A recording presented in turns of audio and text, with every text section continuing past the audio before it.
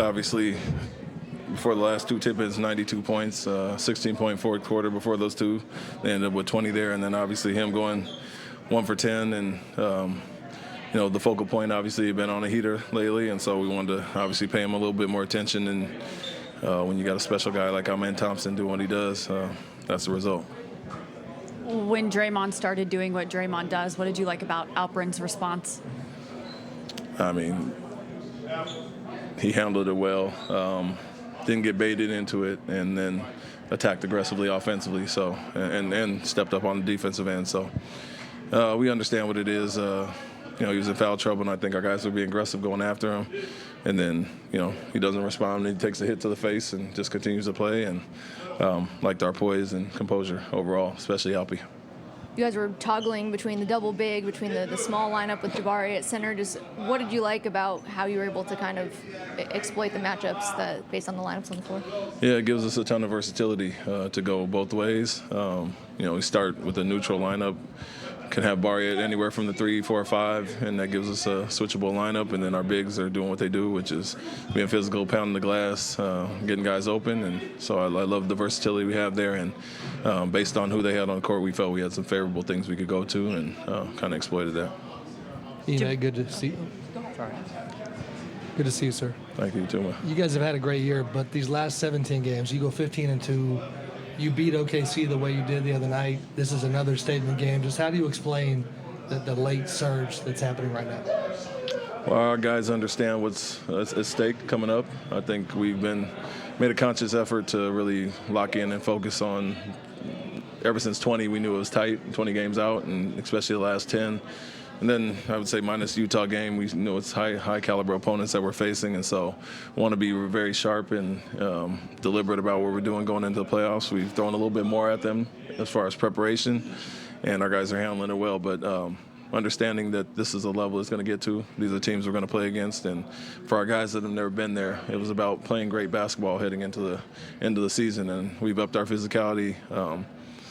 Upped our intensity overall, and I think guys are just really locked in on both sides of the ball. And so getting what we want offensively, guarding the way we are defensively, is what we want to see going into the playoffs.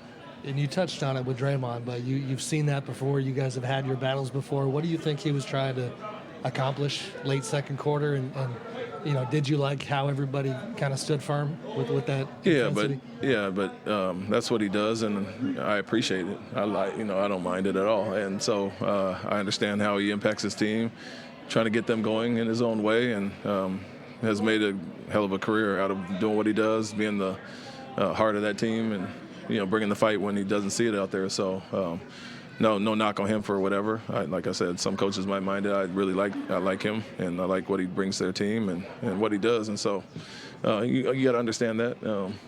Players that do certain things, and our guys stayed locked in, stayed focused, and didn't get baited into it. So credit to both him and them. Jabari was extremely active tonight. What did you like about his activity?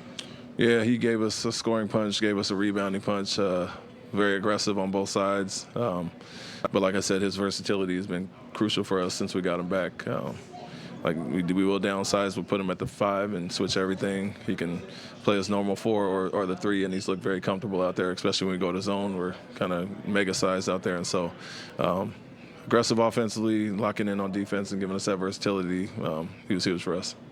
About 9 minutes ago, they cut it to 2 on the Pajemski layup, and then you guys went on that little 8-0 run. They called timeout.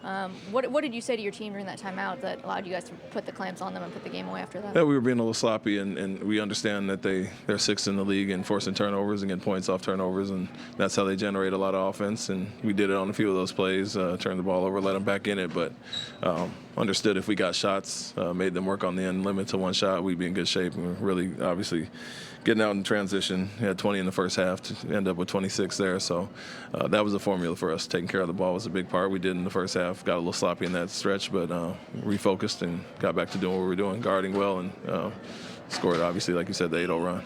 Cameras caught you talking to Steph on your way off the court after that Draymond sequence that Sam match. I was just wondering what kind of was the message or what was going on there. I was talking to my team, about the physicality. This is the type of game we like. This is who we are. He said something, I said something. Nothing, a little friendly banter. Thank you.